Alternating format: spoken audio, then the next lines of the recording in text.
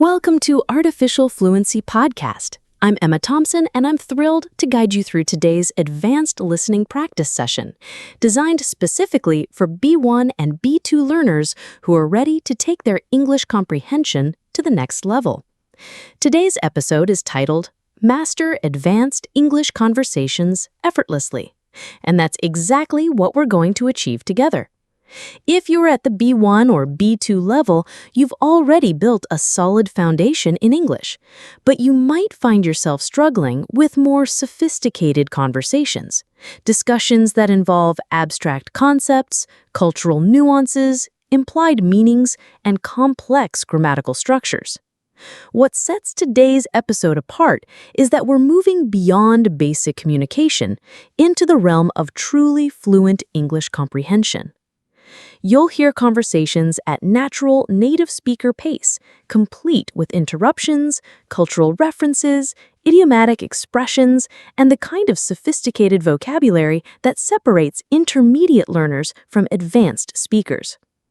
Over the next hour, we'll explore 5 challenging yet fascinating areas of advanced English listening. First, we'll dive into academic and intellectual discussions, where speakers debate complex topics using sophisticated vocabulary and argumentation.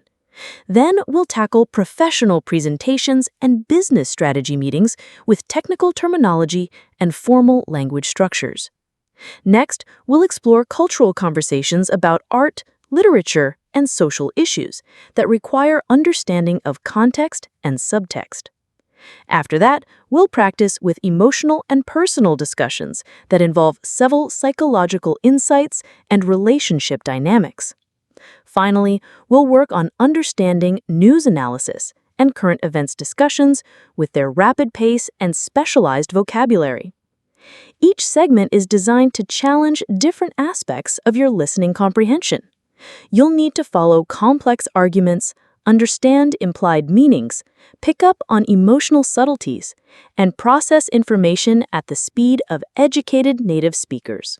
But don't worry, I'll guide you through each conversation with strategic insights and vocabulary explanations. My goal today is to help you develop what I call effortless comprehension, the ability to understand sophisticated English conversations without conscious effort, just as you do in your native language. This requires training your brain to process English at a deeper, more intuitive level. Are you ready to transform your listening skills and join the ranks of truly advanced English speakers? Let's embark on this exciting journey together. Let's begin with academic and intellectual discussions, the kind of sophisticated conversations you'd hear in university seminars, think tanks, or among educated professionals discussing complex topics. These conversations require you to follow abstract reasoning, understand specialized vocabulary, and track multi-layered arguments. Listen to this discussion between 2 professors debating the impact of artificial intelligence on human creativity. Pay attention to how they build their arguments, use evidence, and engage with each other's points. I've been reflecting on your recent paper about AI's impact on creative industries, and while I found your economic analysis compelling, I'm not entirely convinced by your central thesis that artificial intelligence fundamentally threatens human creativity. That's interesting, Margaret. Could you elaborate on your concerns? I thought I presented fairly robust evidence showing how AI-generated content is already displacing human creators in multiple sectors: graphic design, music composition, even journalistic writing. Oh, I don't dispute the displacement phenomenon you've documented. That's clearly occurring. My skepticism centers more on the philosophical implications of your argument. You seem to conflate commercial creative work with creativity itself as if they were synonymous. That's a fair critique, actually. But surely you'd agree that when AI systems can produce work that's indistinguishable from human-created content, and do so at exponentially faster rates, This poses profound questions about the nature and value of human creative expression. Absolutely, it raises profound questions, but I'd argue it's precisely these questions that might actually enhance human creativity rather than diminish it. Throughout history, technological disruptions have forced artists to explore new territories, to discover what makes human expression uniquely valuable. You're thinking of photography's impact on painting, I assume. The way Impressionism emerged partly as a response to the camera's ability to capture realistic images. Exactly, and jazz emerging from the intersection of recorded music and live performance, or how digital tools didn't eliminate traditional craftsmanship, but created entirely new art forms. I suspect we're witnessing the beginning of a similar renaissance. That's a fascinating perspective, though I wonder if you're being overly optimistic. The scale and speed of AI advancement seems qualitatively different from previous technological shifts. We're not just talking about new tools, we're discussing systems that can mimic the entire creative process. But that's precisely my point. If AI can replicate what we currently consider creativity, then perhaps we need to expand our definition of what human creativity actually encompasses. Maybe we've been thinking too narrowly about creative expression all along. This academic discussion demonstrates several key characteristics of sophisticated intellectual discourse. Complex argumentation structure. Notice how each speaker built upon the other's points, acknowledged valid criticisms, and refined their positions based on the dialogue. Sophisticated vocabulary. Terms like compelling, robust evidence, conflate, synonymous, exponentially, and qualitatively different represent the kind of advanced vocabulary used in academic settings. Abstract concept manipulation. The speakers weren't just discussing facts, but exploring philosophical implications, comparing historical parallels, and engaging with theoretical frameworks. Nuanced disagreement. Rather than simple opposition, the professors showed how educated people disagree, acknowledging valid points while maintaining different perspectives. Key academic vocabulary from this discussion. Central thesis. The main argument or position in an academic work. Robust evidence. Strong, reliable proof or data supporting a claim. Displacement phenomenon. The process by which one thing replaces another. Conflate. To combine or treat as the same when they should be considered separately. Synonymous. Having the same meaning or being equivalent. Exponentially. At an increasingly rapid rate. Profound questions. Deep, significant inquiries that challenge fundamental assumptions. Technological disruptions. Innovations that significantly change existing systems or industries. Qualitatively different. Different in essential character or nature, not just in degree. Renaissance. A period of renewed interest, growth, or development. Let's check your comprehension of this complex discussion. Question 1. What is Professor Williams' main disagreement with Professor Chen's thesis? She questions whether AI threatening commercial creative work necessarily threatens creativity itself, arguing that Chen conflates commercial work with creativity as a whole. Question 2. What historical example does Professor Williams use to support her argument? She mentions how photography's impact on painting led to Impressionism, and how jazz emerged from the intersection of recorded music and live performance. Question 3. How does Professor Chen counter Williams' optimistic view? He argues that the scale and speed of AI advancement is qualitatively different from previous technological shifts, involving systems that can mimic the entire creative process. Now, let's practice with an even more challenging academic discussion, a debate about urban planning and social psychology. Notice the interdisciplinary nature and rapid exchange of complex ideas. Dr. Rodriguez. The correlation between urban design and mental health outcomes is becoming increasingly undeniable. Yet, our city planning policies continue to prioritize economic efficiency over psychological well-being. It's a classic case of institutional inertia overriding empirical evidence. Dr. Patel. I appreciate your passion, Carlos, but I think you're oversimplifying the trade-offs involved. Municipal governments operate under severe budgetary constraints, and while the psychological benefits of green spaces and walkable neighborhoods are well documented, the implementation costs are substantial.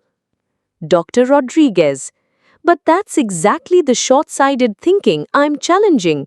Yes, the upfront investment is significant, but numerous longitudinal studies demonstrate that communities with better urban design experience lower healthcare costs, reduced crime rates, and higher property values over time. Dr. Patel. Fair enough, though I'd argue the causation isn't as straightforward as you suggest. Wealthier communities tend to have both better urban planning and better health outcomes, but that correlation might reflect socioeconomic factors rather than design impacts per se.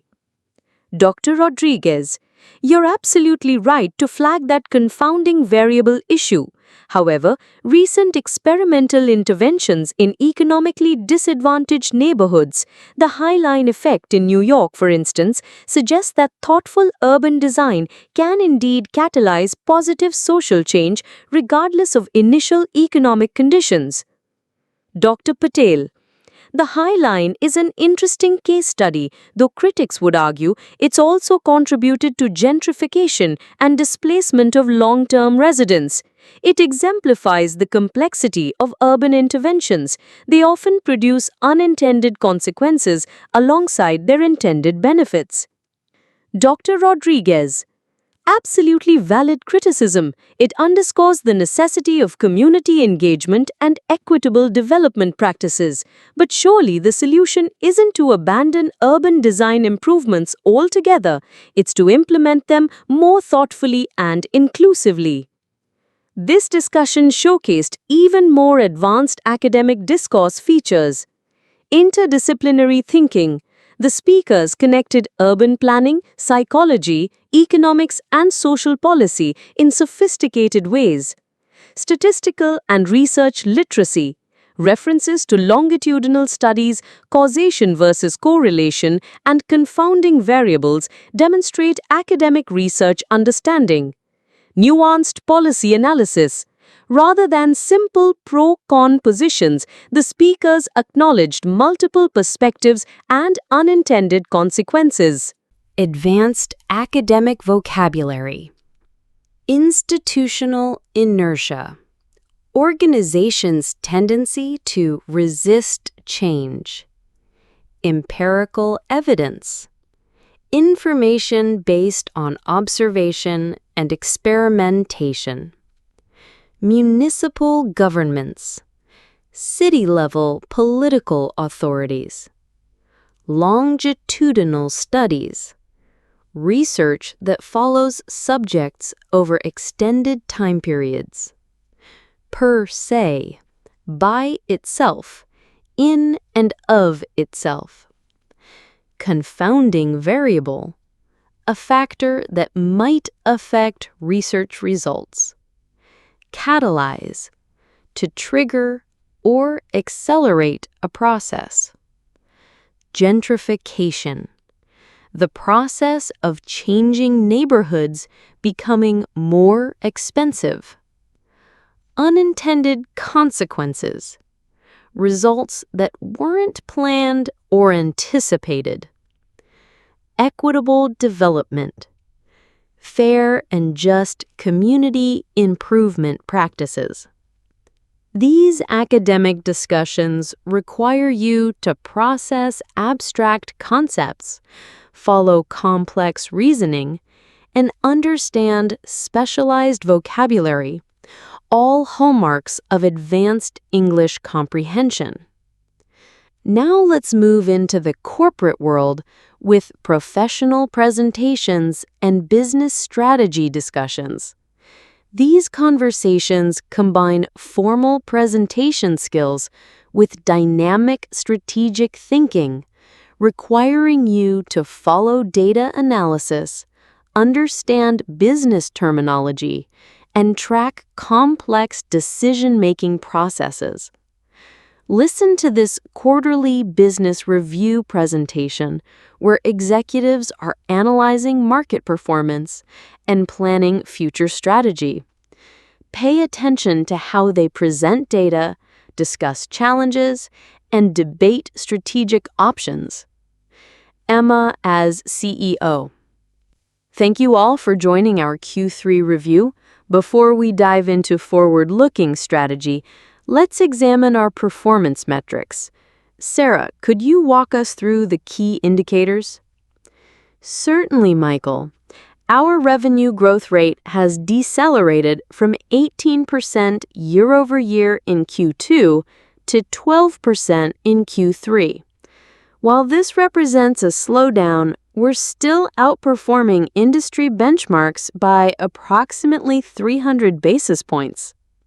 That deceleration is concerning, particularly given our aggressive expansion investments this quarter. Our customer acquisition costs have increased by 23%, while customer lifetime value has remained relatively flat. The CAC increase is partly attributable to our premium market positioning strategy. We're deliberately targeting higher value customers, which requires more sophisticated marketing approaches and longer sales cycles. Understood, Jennifer, but we need to scrutinize whether this premium positioning is actually translating into sustainable competitive advantages. Are we seeing improved customer retention and higher average revenue per user? The data is mixed, frankly. Customer retention has improved marginally, up 2.3 percentage points, but ARPU growth has been disappointing, only 4% quarter over quarter, despite our premium pricing strategy. I'd like to propose that we're looking at this through too narrow a lens. Our operational efficiency metrics tell a more compelling story. We've reduced fulfillment costs by 15% while maintaining service quality, which should improve our margins significantly. David raises a valid point. Our gross margins have indeed expanded from 34% to 38% this quarter. The question becomes whether operational improvements can offset the marketing investment concerns we've discussed. Let's explore that further. What's our projected break-even timeline for the current marketing spend levels, assuming operational efficiency continues improving at the current trajectory? Based on our models, we're looking at break-even by Q2 next year, with positive ROI kicking in during Q3. However, this assumes several variables remain constant: market conditions, competitive dynamics, and continued operational optimization. I'd also add that our brand recognition metrics have improved substantially. While the financial impact isn't immediately visible, we're building long-term market position that should pay dividends in subsequent quarters. This business presentation demonstrates the sophisticated language of corporate strategy, quantitative analysis, the extensive use of percentages, metrics, and financial ratios shows how business discussions integrate numerical data. Strategic thinking. Participants didn't just report numbers, but analyzed their implications for future decision-making. Multi-perspective analysis. Each executive contributed their departmental expertise while considering company-wide implications. Professional business vocabulary. Performance metrics. Measurable indicators of business success. Decelerated. Slowed down in terms of growth rate. Year over year. Compared to the same period in the previous year. Industry benchmarks. Standard performance measures for comparison within a sector. Basis points. 1/100th of a percentage point used in finance. Customer acquisition costs. CAC. Money spent to gain each new customer. Customer lifetime value. Total revenue expected from a customer relationship. Premium market positioning. Strategy of targeting high-end customers. Sustainable competitive advantages. Long-term benefits over competitors. Average revenue per user. ARPU. Revenue divided by number of customers. Fulfillment costs. Expenses related to completing customer orders. Gross margins. Revenue minus cost of goods sold, expressed as percentage.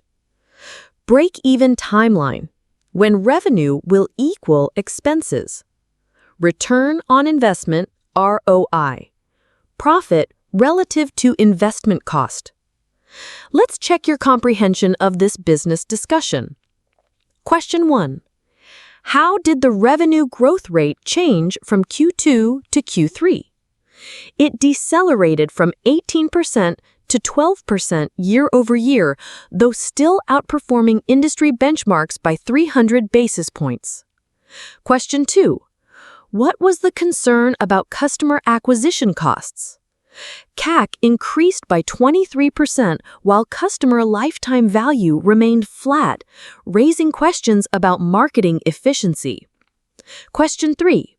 What positive operational change did the VP of Operations highlight? They reduced fulfillment costs by 15% while maintaining service quality, expanding gross margins from 34% to 38%. Now, let's listen to a more complex strategic planning discussion involving market expansion and risk assessment. Strategic Planning Director. Our market penetration analysis reveals significant untapped potential in the Southeast Asian markets, particularly Vietnam and Thailand. However, regulatory complexities and cultural adaptation requirements present substantial implementation challenges. Regional Manager. I've spent considerable time in those markets, and while the opportunity is genuine, we shouldn't underestimate the localization investments required. Consumer behavior patterns differ markedly from our current markets, and our value proposition may need fundamental restructuring. Risk management. From a risk perspective, we're looking at currency volatility, political instability factors, and nascent regulatory frameworks. Our stress testing suggests potential scenario outcomes ranging from 15% IRR in optimistic cases to negative returns under adverse conditions. CEO. Those are sobering projections, Amanda. How do these risk-adjusted returns compare to domestic market expansion alternatives? Strategic Planning Director. Domestic expansion offers more predictable returns. We're modeling 8 to 12% IRR with significantly lower volatility. However, the total addressable market is considerably smaller, limiting our long-term growth trajectory. Regional Manager. There's also the strategic consideration of competitive preemption. If we delay Southeast Asian entry, we risk ceding first-mover advantages to competitors who are already establishing market presence. Risk Management. True, but first-mover advantages can become first-mover disadvantages if market conditions aren't optimal.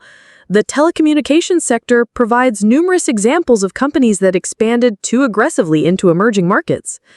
CEO, what if we pursued a phased approach, perhaps a pilot program in one market to validate our assumptions before committing to broader regional expansion?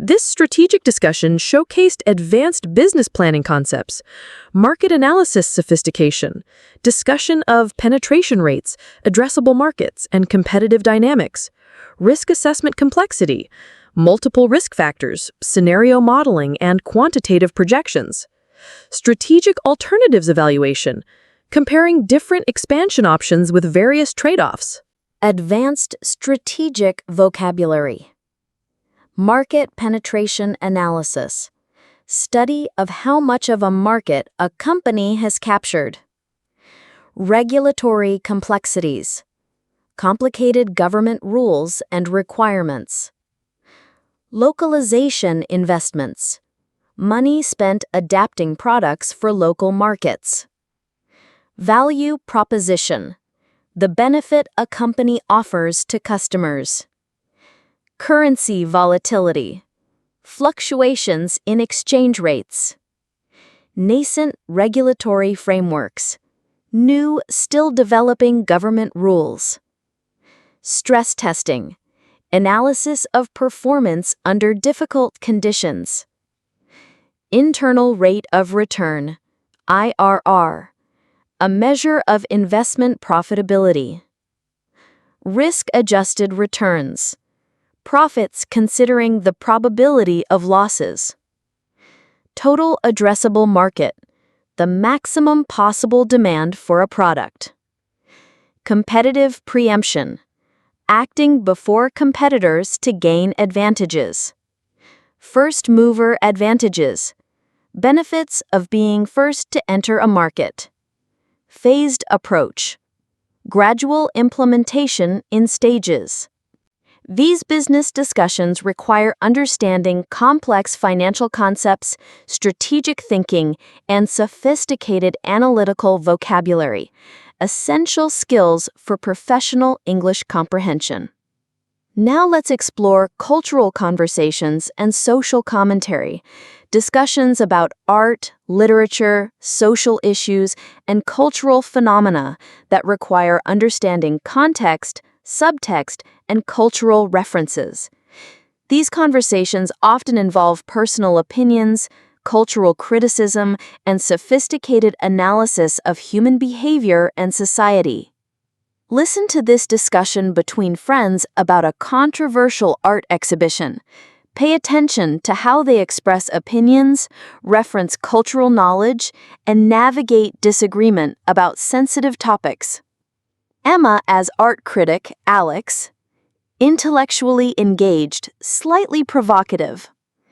I have to say, the retrospective at the Modern Art Museum has been absolutely fascinating, though I understand why it's generating such polarized reactions.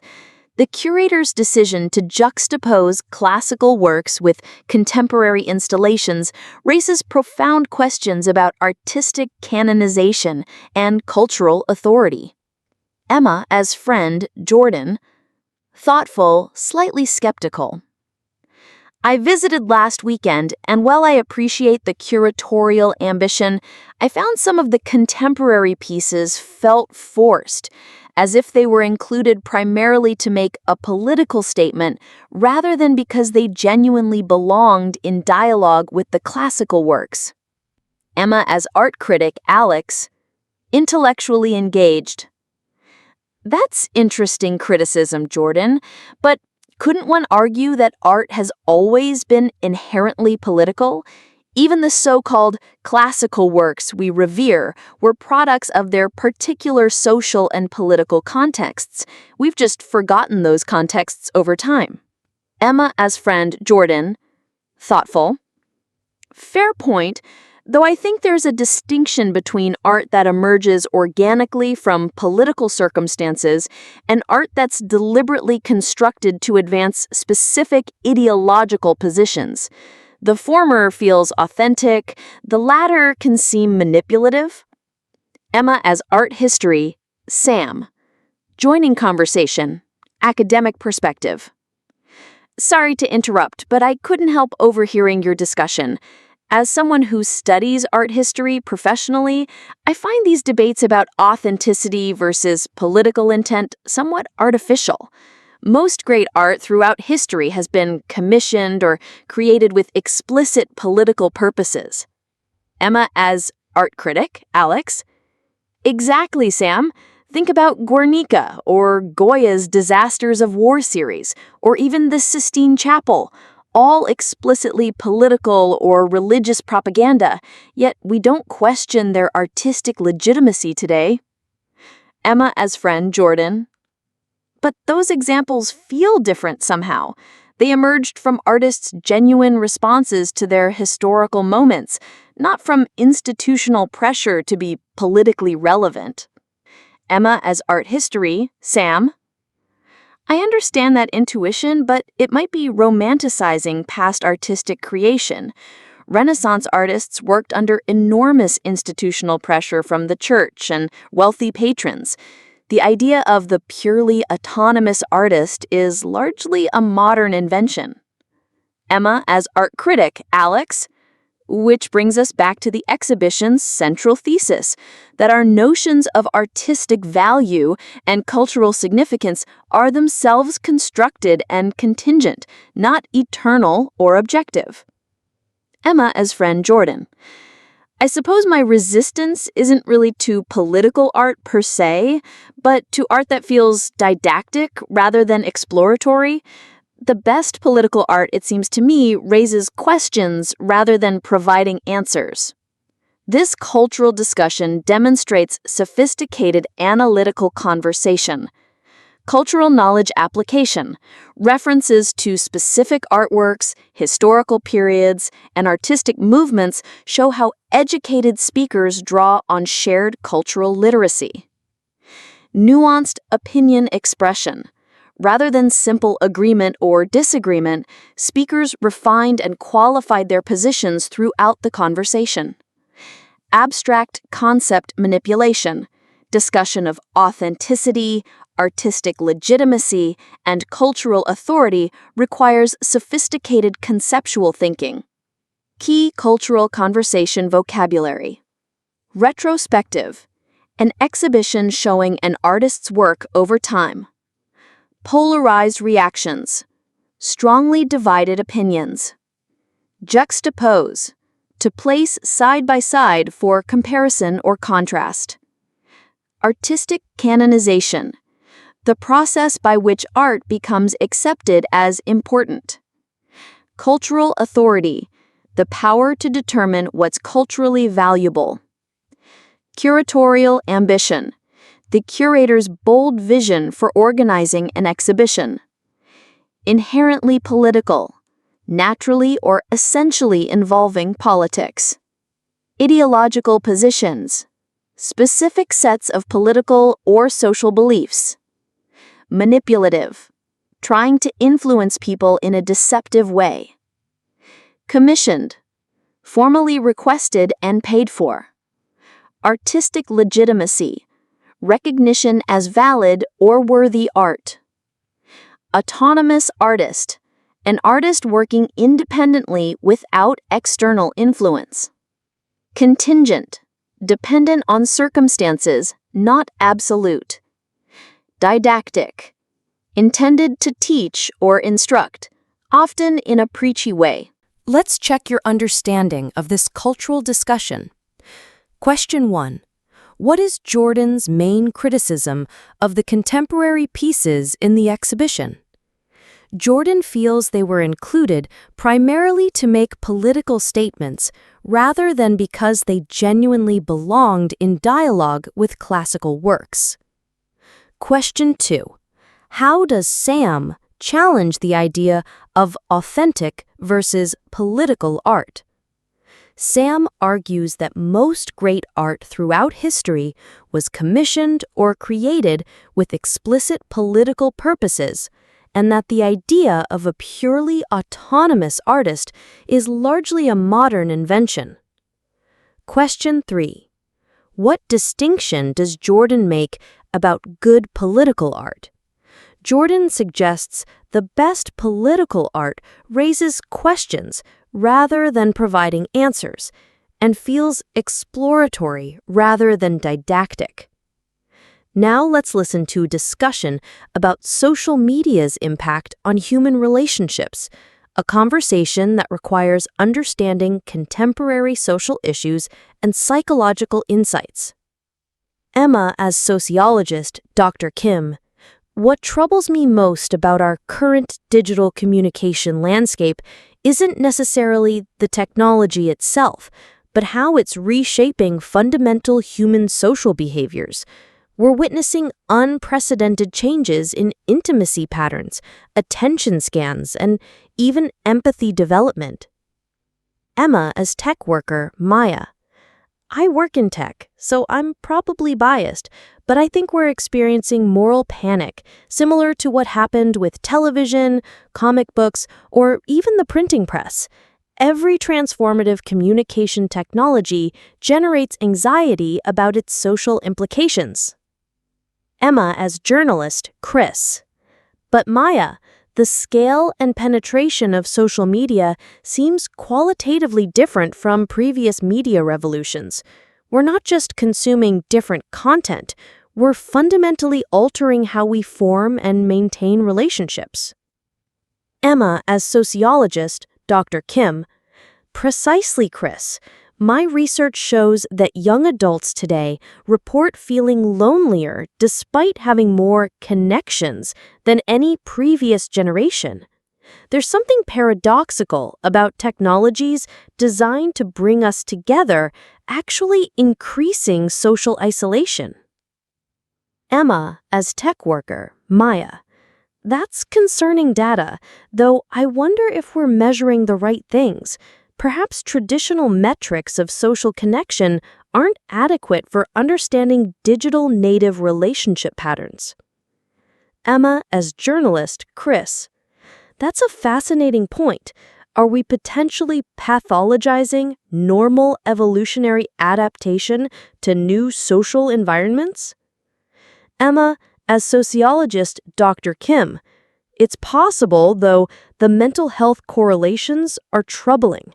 Increased rates of anxiety and depression, particularly among adolescents, correlate strongly with social media usage patterns. Emma, as tech worker, Maya. Correlation isn't causation, though. Perhaps social media use increases among people who are already struggling with mental health issues, because it provides accessible social connection when face-to-face interaction feels overwhelming. This social commentary showcased several sophisticated discourse features. Interdisciplinary perspective integration.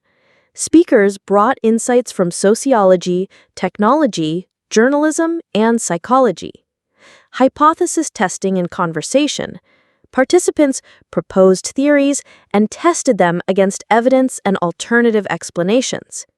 Contemporary social analysis. Discussion required understanding current social phenomena and their historical context. Advanced social commentary vocabulary. Digital communication landscape. The current environment of online interaction. Unprecedented changes. Changes never seen before in history.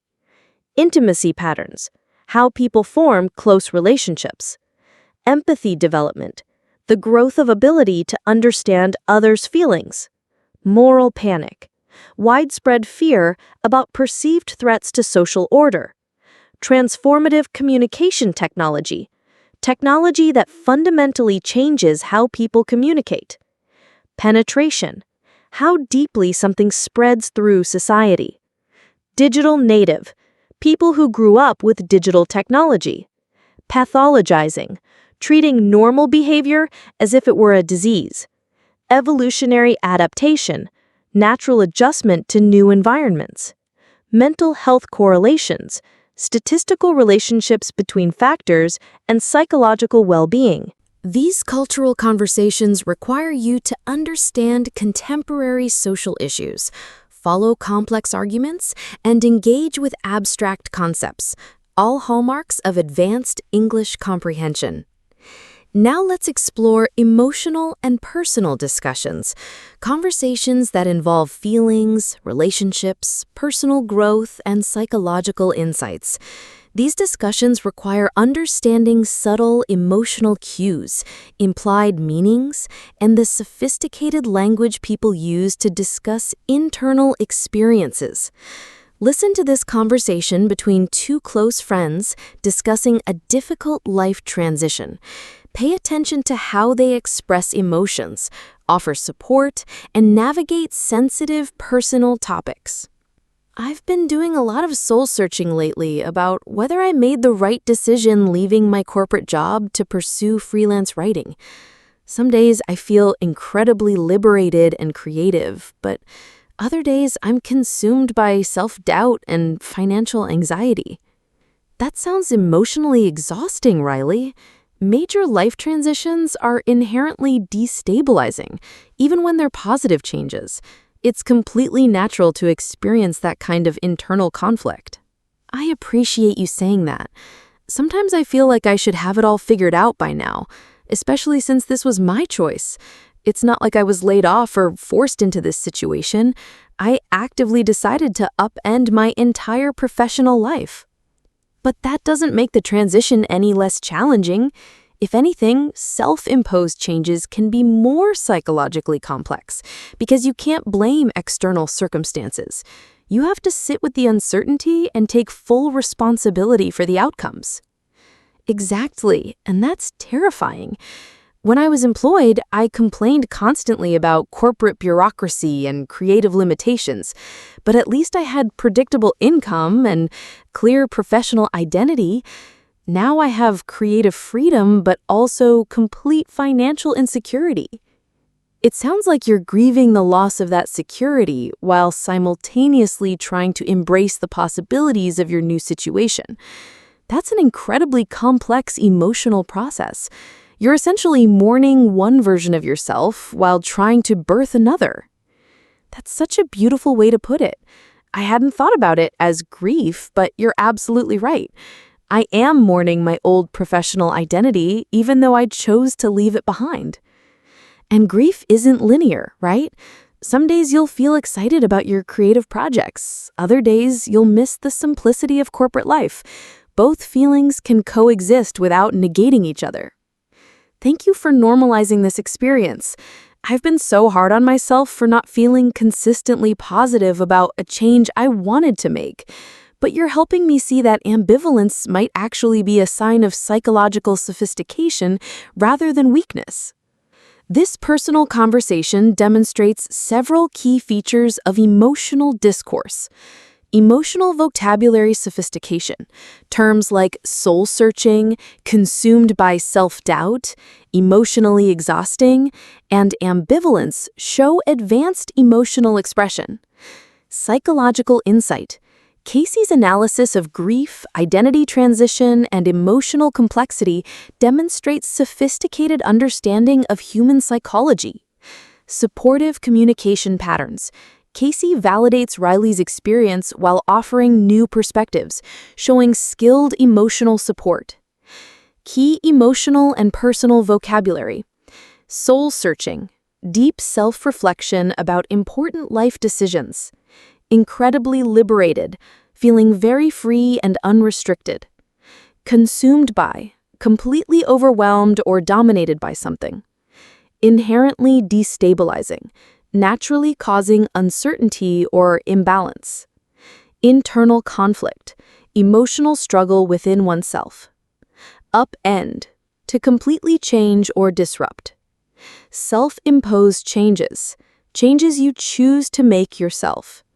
Psychologically complex, involving complicated mental and emotional processes. Sit with uncertainty, to accept and tolerate not knowing what will happen. Grieving the loss, feeling sad about something that's gone. Simultaneously, at the same time. Mourning, feeling sad about a loss or ending. Birth another, create or develop a new version.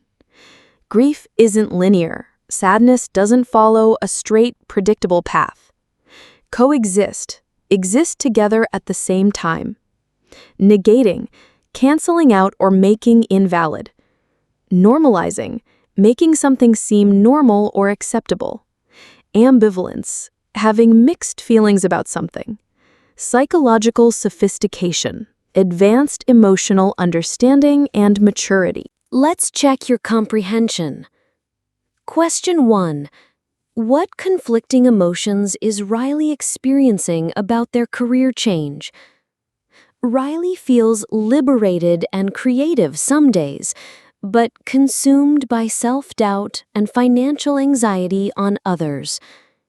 Question 2. How does Casey explain why self-imposed changes can be more psychologically complex? Because you can't blame external circumstances, you have to sit with uncertainty and take full responsibility for outcomes. Question 3. What metaphor does Casey use to describe Riley's transition process? Grieving the loss of security while mourning one version of yourself and trying to birth another. Now let's listen to a more complex emotional discussion about family relationships and personal boundaries. As adult child, Sam. I'm struggling with how to maintain a healthy relationship with my mother without compromising my own emotional well-being. She's incredibly loving and supportive, but she also has this tendency to become enmeshed in my personal decisions in ways that feel suffocating. As therapist friend, Alex. That sounds like a classic boundary challenge, Sam. When you say enmeshed, can you give me a specific example of how this manifests in your interactions? As adult child, Sam. Sure. Last week I mentioned casually that I was considering switching jobs, and within 24 hours, she had researched 5 companies, prepared a pros and cons list, and scheduled coffee with her friend who works in my industry. Her intentions are genuinely good, but it feels intrusive. As therapist friend, Alex. I can see how that would feel overwhelming, even though her motivation comes from love. It sounds like she expresses care through action and problem solving, but that's not necessarily how you prefer to receive support. As adult child, Sam. Exactly.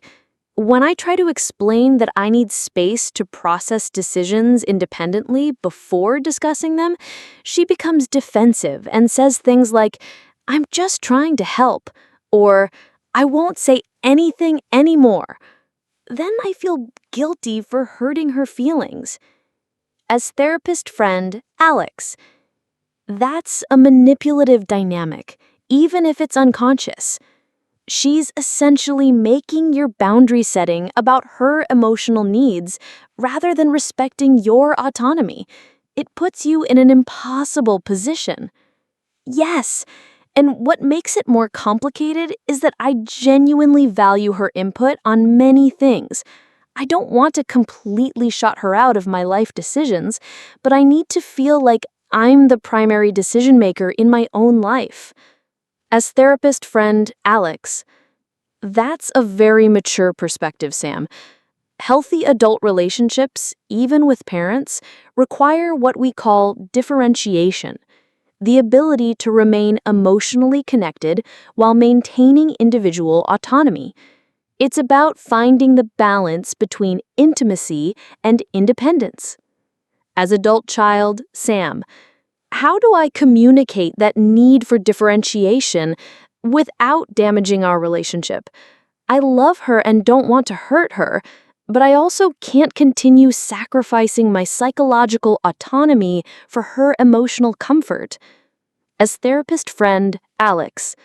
Start with I statements that focus on your needs rather than her behavior.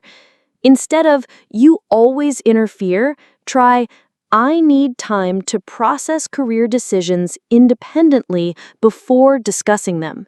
It's about establishing your boundaries compassionately but firmly. This psychological discussion demonstrates advanced emotional intelligence. Relationship dynamics analysis. The speakers analyzed complex patterns of interaction and emotional manipulation. Psychological terminology usage. Terms like enmeshed, differentiation, and psychological autonomy show sophisticated understanding of human psychology. Nuanced emotional problem solving.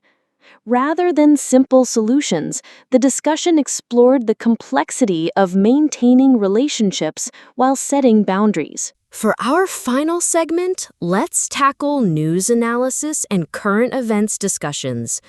Conversations that move beyond simple reporting to analyze implications, debate interpretations, and explore the broader significance of contemporary issues. These discussions require rapid information processing and understanding of complex social and political contexts. Listen to this analysis of recent economic developments and their potential social implications. Pay attention to how the speakers connect different pieces of information and debate various interpretations. The latest employment figures present a paradoxical picture that's confounding both economists and policymakers.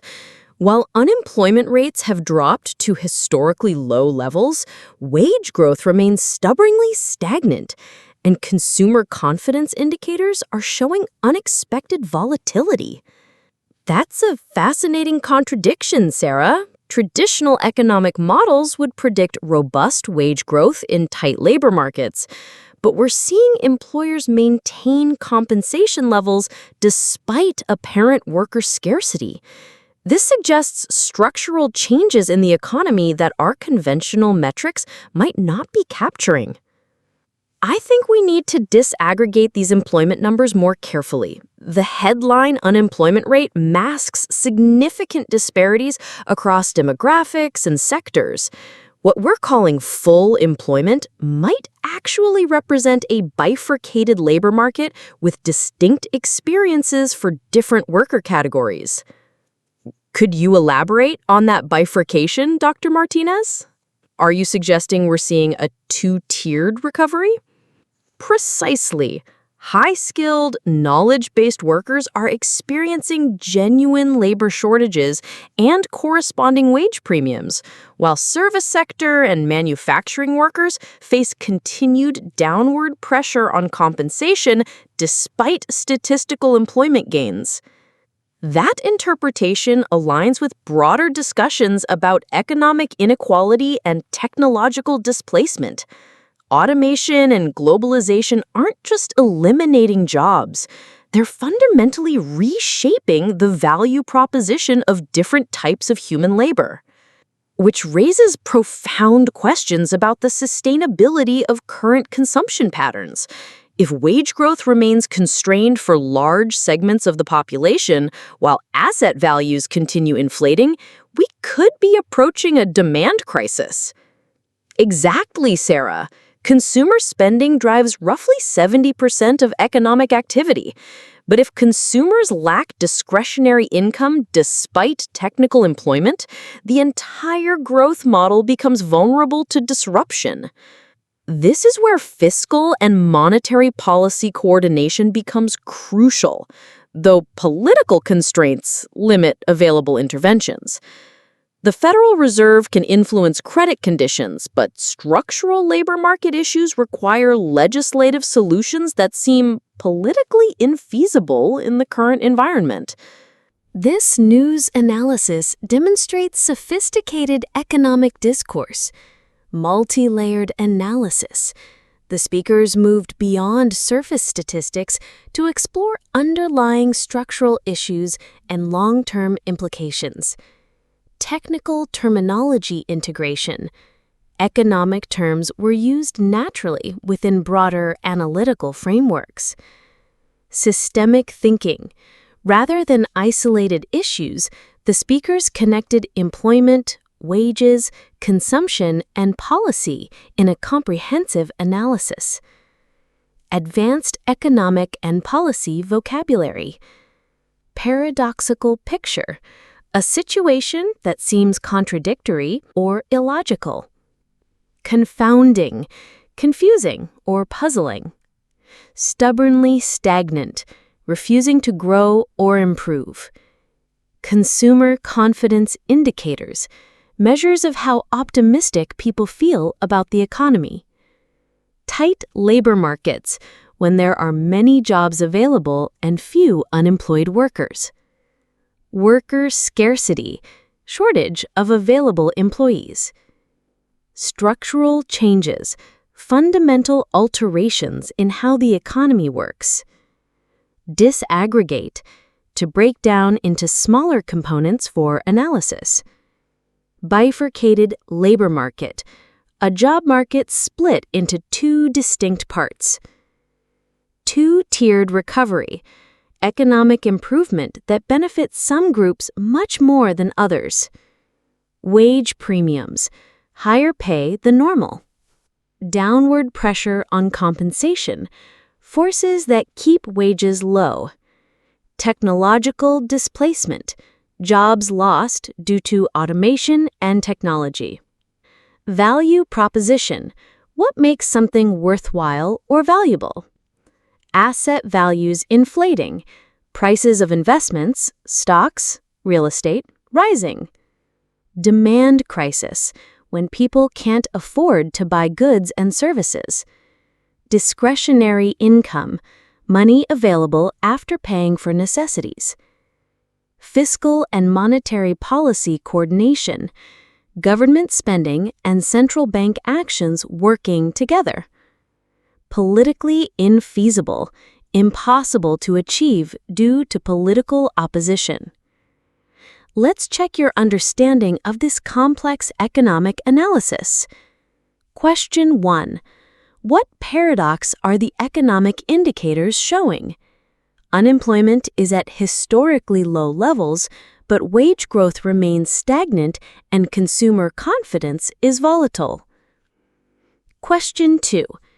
How does Dr. Martinez explain the lack of wage growth despite low unemployment?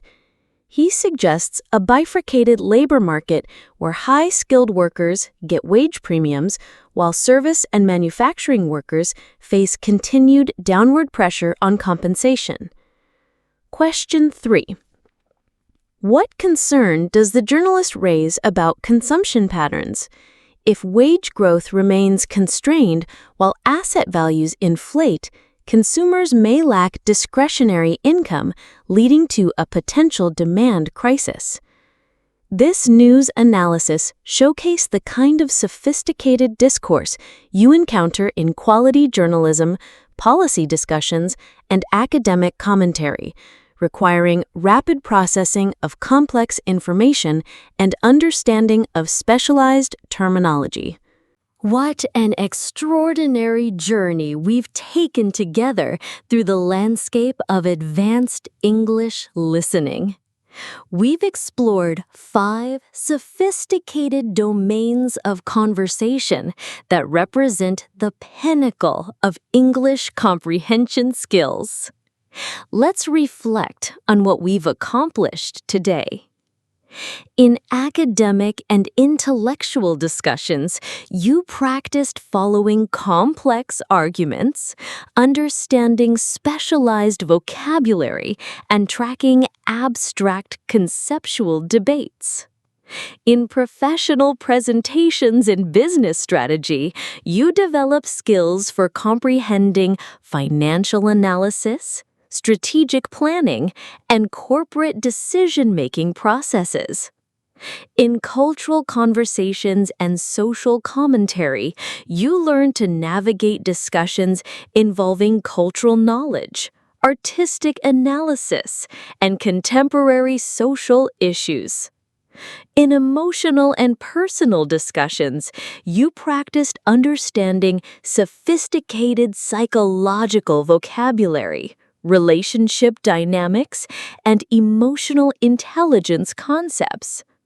Finally, in news analysis and current events, you tackled rapid-fire economic analysis, policy discussions, and multi-layered interpretation of complex social phenomena. The key insight from today's practice is that advanced listening isn't just about understanding individual words or sentences.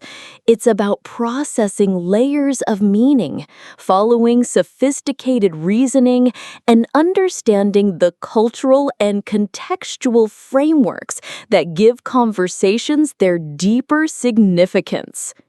You've demonstrated the ability to follow abstract arguments, understand implied meanings, process technical vocabulary, and engage with the kind of sophisticated discourse that characterizes educated native speakers.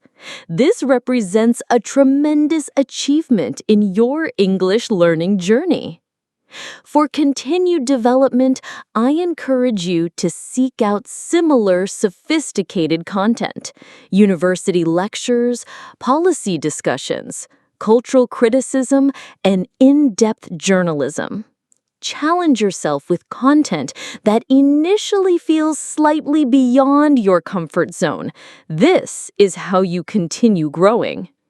Remember, mastering advanced English listening is about developing intuitive comprehension, the ability to understand meaning effortlessly, just as you do in your native language.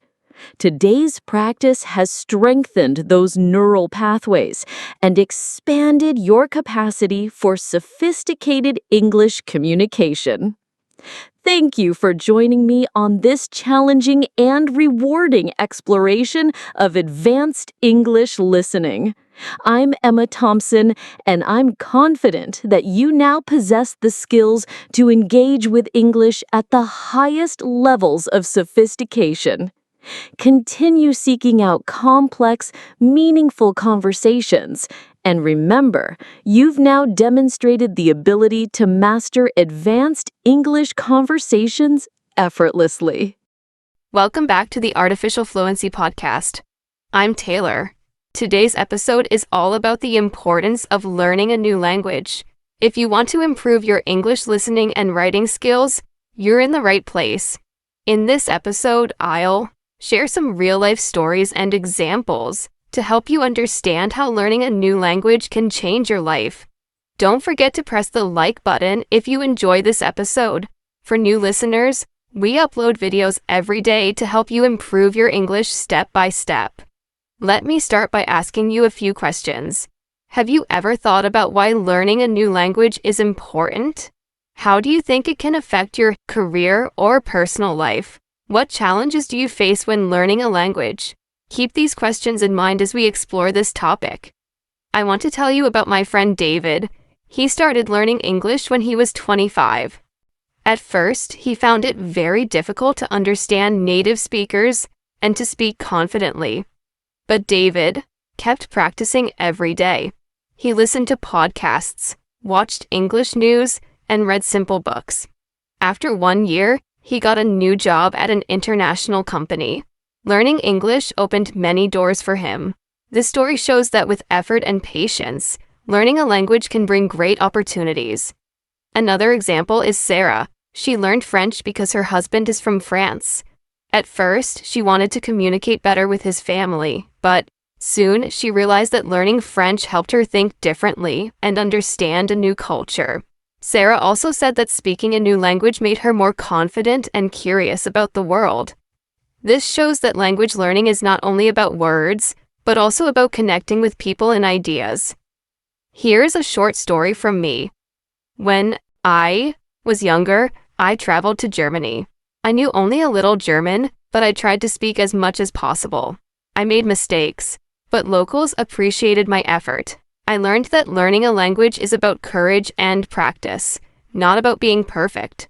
This experience motivated me to keep improving my English and encouraged me to help others do the same.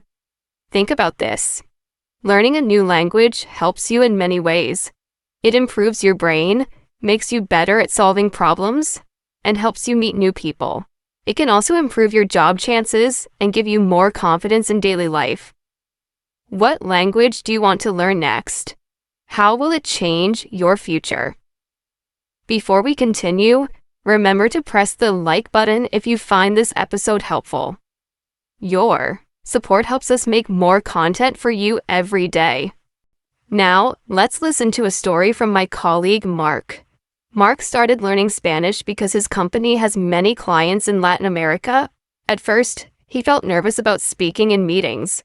But after some months, Mark noticed that he was building stronger relationships with his clients.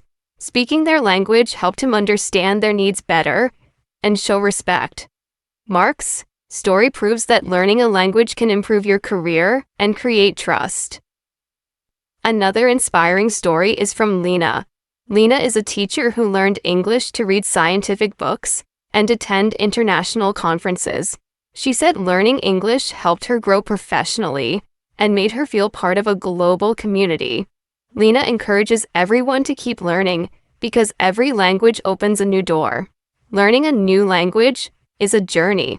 It takes time, practice, and patience. But the rewards are worth it. Try to use English every day. Listen to real conversations and don't be afraid to make mistakes. What is one thing you learned today about language learning? How will you use it in your life? Share your thoughts with us in the comments or on our community page. Let me share another story about my friend James. James decided to learn German because his company sent him to work in Berlin for 6 months. At first, he only knew a few words, but he practiced every day by speaking with his coworkers and using language apps. After a few weeks, James could join meetings and make small talks with people. This made his work easier and more enjoyable. James said learning the language helped him feel more confident and comfortable in a new country. Then there is Emily, who learned English to help her children with their schoolwork. She started with simple words and sentences and slowly improved. By listening to English podcasts and reading children's books, Emily found that learning English also gave her a chance to meet new friends and be part of her community. She told me that learning a language is like opening a window to a bigger world. Here's a question for you.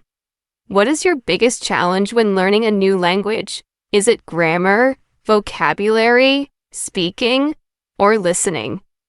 Think about this while we continue. I want to talk about how learning a new language can change your thinking.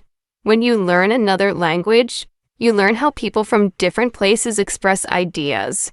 For example, some languages have many words for family members or different ways to show respect. This helps you understand different cultures better and become more open-minded. My neighbor Michael experienced this when he learned Japanese. He said Japanese has many polite ways to speak depending on the situation. Learning this made him more patient and respectful in his daily life. Michael believes that language learning can make you a better person. Also, when you learn a language, your brain works harder. It helps improve memory and problem-solving skills. Studies show that people who speak more than one language can focus better and multitask easier. So, learning a language is good for your brain, not just for communication. I have a small tip for you. Try to practice listening every day. Listen to news, podcasts, or simple stories in English. When you hear new words, write them down and try to use them in your own sentences. This helps you remember and use the language better. Let's hear about Tom, who learned English to travel more easily. Tom said that knowing English helped him meet new people from around the world and feel safe while traveling. He could ask for directions, order food, and understand signs. Learning English made his trips more fun and less stressful. Do you have a language you want to learn or improve? Think about why it is important to you. This reason will help you stay motivated. Another story is about Anna. She learned Spanish because she wanted to understand her husband's family better. At first, Anna struggled with pronunciation and grammar, but she practiced with her husband and watched simple videos. Now, she can have short conversations and enjoy family gatherings. Anna says that learning Spanish brought her closer to her husband's culture and made her feel happier. Remember, learning a new language is not only about grammar or vocabulary. It is about connecting with people, understanding different ways of thinking, and growing as a person. What new word or phrase will you try to learn today? Write it down and say it out loud. Now, let's take a deeper look at why learning a new language is so important, using some real examples that show how it can change your life in many ways. I want to tell you more about my friend Daniel. Daniel works in an international company where people speak many different languages. He decided to learn French because several of his coworkers are from France and Canada. At first, Daniel felt nervous and worried that he would make mistakes, but he made a plan. Every morning, he spent 20 minutes listening to French podcasts. He also used language apps to practice new words and phrases. On weekends, he tried to speak with French speakers online. It was hard at first, but he didn't give up. After 6 months, Daniel's French improved a lot. He could understand simple conversations, and he started talking with his coworkers in French during lunch breaks. This made a big difference. Daniel noticed that his coworkers appreciated his effort, and he felt more connected to the team. Learning French helped him get a promotion because his company works with clients in French-speaking countries. This story shows that learning a language can open new doors at work and help you build better relationships. Here's another story about Lisa, who learned English as a second language. Lisa grew up in a small town and dreamed of working in a big city. She knew that English was important for her future. At school, she studied English grammar and vocabulary, but she still found it difficult to understand native speakers when they talked fast. To improve, Lisa started listening to English radio every day during her commute. She also read easy English books and watched videos with subtitles. After some months, Lisa's listening and speaking skills became much better.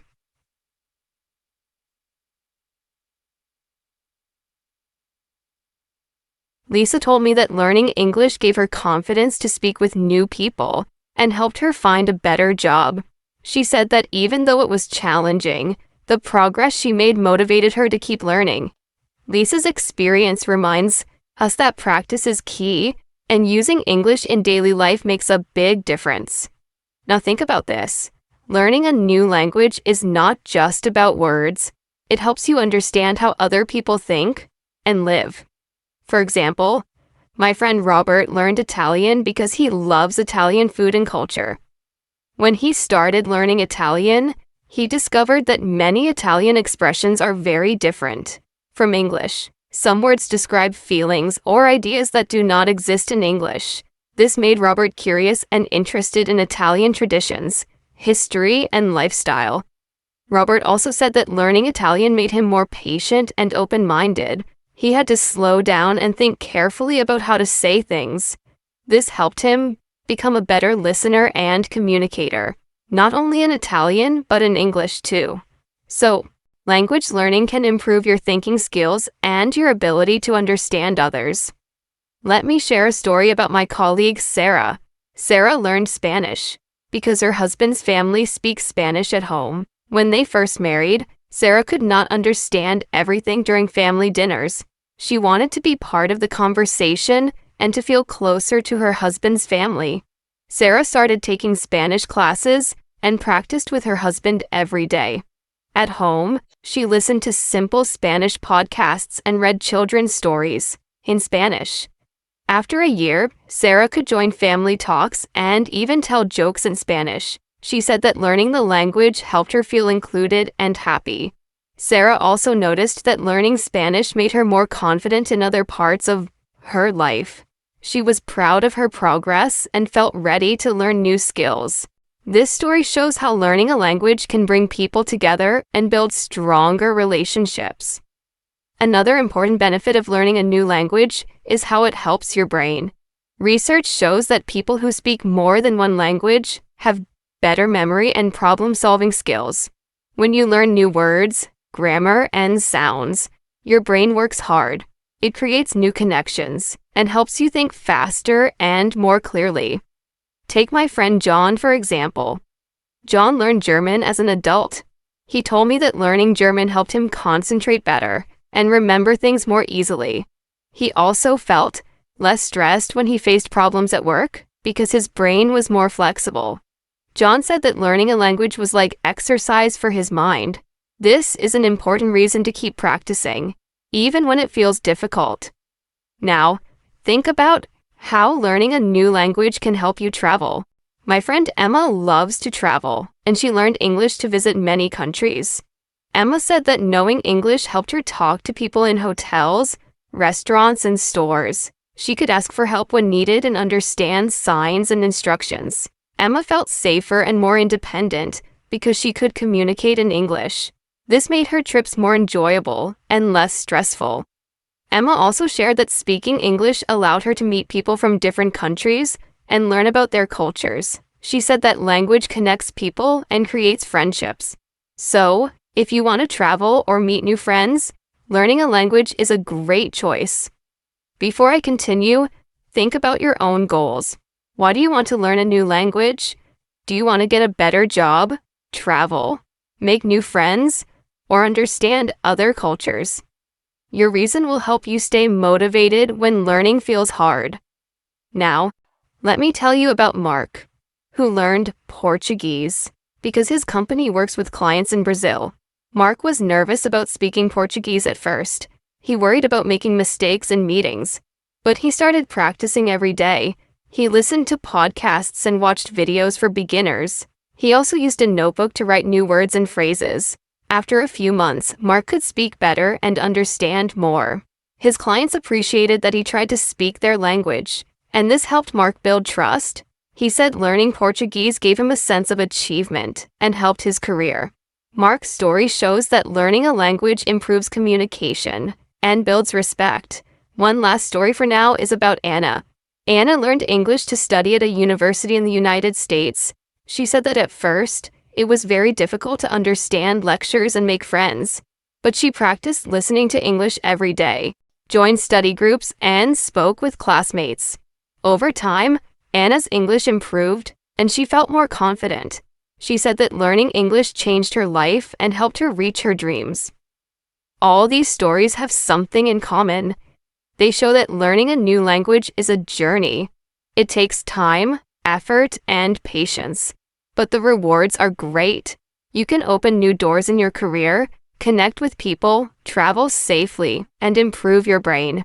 The most important thing is to keep practicing and not be afraid of mistakes. Try to use English every day. Listen to podcasts, read simple books, and speak with others. Write down new words and practice sentences. When you listen to real stories, like those I shared today, you learn how language works in everyday life. Now, think about this question. What is one new thing you want to try in your language learning this week? Maybe it is listening to a podcast, talking with a friend, or writing a short paragraph. Taking small steps every day will help you improve.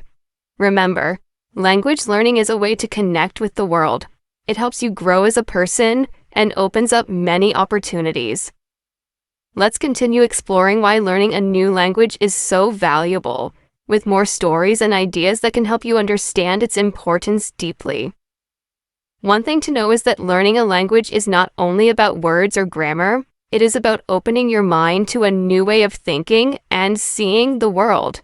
When you learn a new language, you also learn about the people who speak it, their culture, their values, and their traditions. This helps you become more understanding and respectful of others. For example, my friend Henry decided to learn Mandarin Chinese because he is interested in China's culture and business. At first, Henry found it very difficult. The sounds were very different from English, and the writing system was like nothing he had seen before. But Henry did not give up. He started with small goals, like learning a few new words each day. He used flashcards and practiced speaking with a language partner online. After a few months, Henry could hold short conversations and understand simple texts. What surprised him most was how learning Chinese changed his view of the world. We learned about Chinese holidays, food, and ways of greeting people. This helped Henry build friendships with Chinese colleagues and made him more confident in international meetings. Henry told me that learning Mandarin helped him grow as a person. He became more patient and open to new ideas. This story shows how language learning is a journey not only of the mind, but also of the heart. Now, think about your own experiences. Have you ever met someone from a different country? Did you try to speak their language? Even a few words can make a big difference. It shows respect and interest, and it can create a warm connection. Let me share a story about my neighbor, Claire. Claire learned French because she wanted to travel to France and visit her husband's family. Before her trip, Claire took French classes and listened to French radio. She practiced every day by reading simple books and repeating phrases out loud. When she arrived in France, Claire was nervous at first, but she used the French she learned to greet people, order food, and ask for directions. She found that even small conversations made her trip more enjoyable. People appreciated her effort, and she made new friends. Claire told me that learning French gave her a new confidence. She felt proud of herself for trying something new and stepping out of her comfort zone. Her story reminds us that learning a language helps us face new challenges and enjoy new experiences.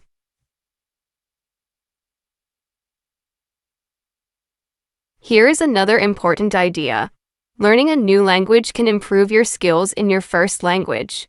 When you study grammar and vocabulary in a new language, you start to understand how language works in general. This helps you speak and write better in your own language. My friend David